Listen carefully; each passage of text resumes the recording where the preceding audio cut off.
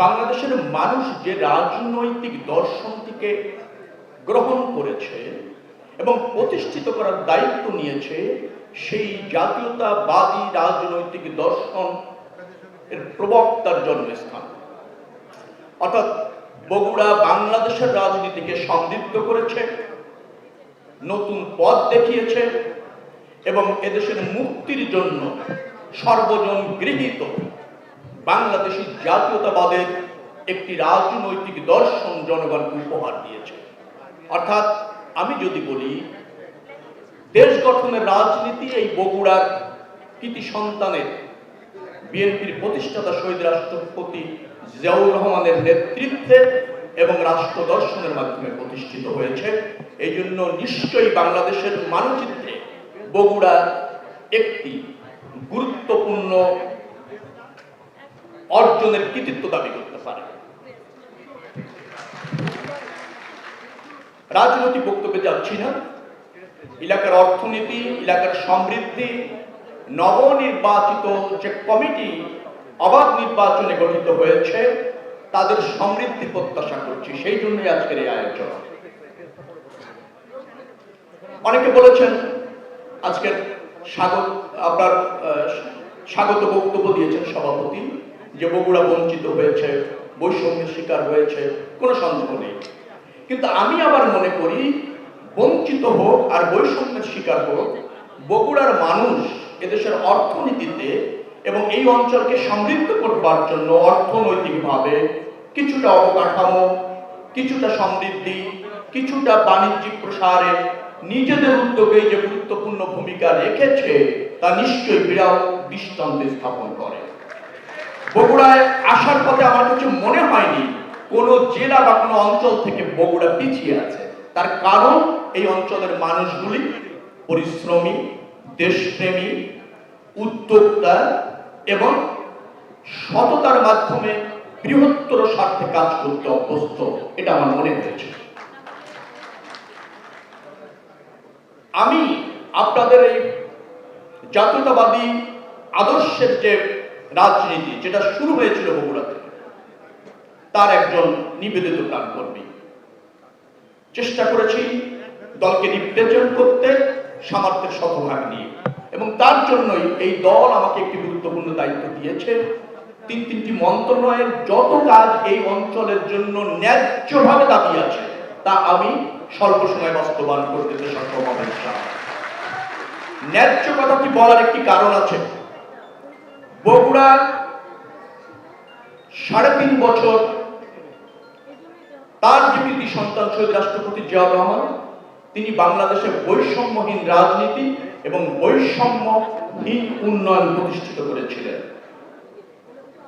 যার ফলে আমাদের রাজনৈতিক দর্শন বাংলাদেশকে সমৃদ্ধ করা রাজনৈতিক দর্শন। প্রধানমন্ত্রী তারেক রহমানের রাজনৈতিক দর্শন বাংলাদেশকে সমৃদ্ধ করে, প্রসারিত করে, সম্ভাবনাময় খাত যে অঞ্চলে যেটা আছে তাকে প্যাট্রোনাইজ করা রাজনীতি। সেই জায়গা থেকে আমার কাছে মনে হয়েছে বগুড়া লাইট ইঞ্জিনিয়ারিং হাব হিসাবে ইতিমধ্যে নিজস্ব চেষ্টায় অনেকটা প্রতিষ্ঠিত, সরকারি পৃষ্ঠপোষকতায় সেটা আরো বেগবান করে আরো বেশি সমৃদ্ধ করার সুযোগ রয়েছে। আমি আপনাদের জ্ঞাত করতে চাই, গত শনিবার প্রধানমন্ত্রীর কার্যালয়ে, আপনারা জেনে খুশি হবেন, তেজগাঁ কার্যালয়ে বেসরকারি উদ্যোক্তাদের নিয়ে একটা মিটিং হয়েছে। বাংলাদেশে বেসরকারি খাতের যারা প্রতিকৃতি, যারা নেতৃত্ব দিচ্ছেন, বিনিয়োগ করছেন, সমৃদ্ধ করছেন, তারা সবাই সেখানে উপস্থিত ছিলেন। আমি নিজেও সেখানে উপস্থিত ছিলাম। বেসরকারি খাতের শিল্প উদ্যোক্তাদের দাবি এবং তারা মনে করে বগুড়াই একমাত্র লাইট ইঞ্জিনিয়ারিং হাব সহজে অল্প খরচে প্রতিষ্ঠিত করা সম্ভব, এবং এটির সম্ভাবনাময় অত্যন্ত জোরালো এবং গুরুত্বপূর্ণ দেশের অর্থনীতিকে সমৃদ্ধ করবার জন্য। সেখানে সিদ্ধান্ত হয়েছে যে ইঞ্জিনিয়ারিং হাব এবং কৃষিভিত্তিক যে সমস্ত শিল্প রয়েছে সেটা বগুড়া এবং এই অঞ্চলে সরকারি পৃষ্ঠপোষকতায় প্রসারিত করা হবে, এবং আরো বেশি বিদেশি বিনিয়োগ, দেশি বিনিয়োগ, বেসরকারি বিনিয়োগ, সরকারি বিনিয়োগ পর্যায়ক্রমে এখানে এনশিওর করা হবে, সেটা সিদ্ধান্তই হয়েছে। আমি বক্তব্য দীর্ঘায়িত করব না। আমি জানি বগুড়ার জনগণ সচেতন, রাজনৈতিক সচেতন, অর্থনীতিতে সমৃদ্ধ করবার জন্য তারা অঙ্গীকারবদ্ধ। তারা জানে প্রতিকূল পরিবেশে কিভাবে রাষ্ট্রকে ধারণ করতে হয়, তারা জানে কিভাবে সমন্বয় করে অগ্রসর হতে হয়। এটা আমার বিশ্বাস এবং আমার দেখা। অনেক বগুড়া রাজনীতিবিদের সাথে আমার ঢাকাতে বসে ইন্টারাকশন হয়েছে।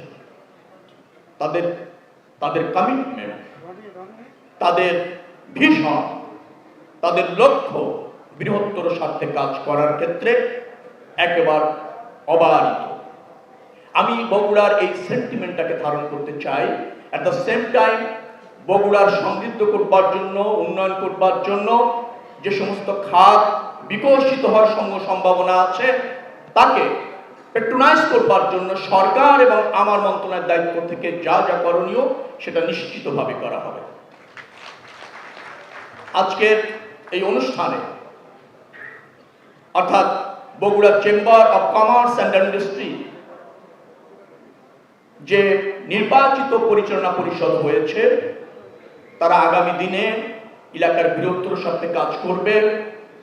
তাদের মেয়াদে বগুড়া ভিন্ন মাত্রায় উন্নয়ন হবে, বিকশিত হবে এবং তারা যে আস্থায় অঞ্চলের ব্যবসায়ীরা তাদের উপর রেখেছে, শিল্প খাতের প্রসার, ব্যবসা বাণিজ্যের প্রসার, জাতীয় রাজনীতিতে, অর্থনীতিতে একটা মাইল ফলক স্থাপন করবার জন্য নির্বাচিত প্রতিনিধিরা কাজ করবে, সেটাই হচ্ছে আজকের দিনে আমাদের অঙ্গীকার এবং প্রত্যাশা। আমি এই পরিচালনা পরিষদের শুভ কামনা করছি এবং আজকের এই অনুষ্ঠানের শুভ উদ্বোধন ঘোষণা করছি। পরিচালনা পরিষদ আপনারা অঞ্চলের বৃহত্তর স্বার্থে অঙ্গীকারাবদ্ধ থাকবেন এবং আপনাদের উপর অর্পিত দায়িত্ব বা যে শপথ আপনারা নিয়েছেন তা অক্ষরে অক্ষরে পালন করবেন। এইটা হচ্ছে রাষ্ট্রের দাবি, এই অঞ্চলের মানুষের দাবি এবং আজকে উপস্থিত হয়ে আমার প্রত্যাশা আপনাদের অগ্রযাত্রা অবাধ হোক, সুন্দর হোক, সফল হোক, এই প্রত্যাশা রেখে যারা আজকে এখানে উপস্থিত হয়েছেন তাদের ব্যক্তি জীবন সুখ এর হোক, সমৃদ্ধির হোক এবং আমরা সবাই ঐক্যবদ্ধ হয়ে দেশের জন্য কাজ করব, এই প্রত্যাশা রেখে শেষ করছি। আল্লাহ হাফেজ। বাংলাদেশ।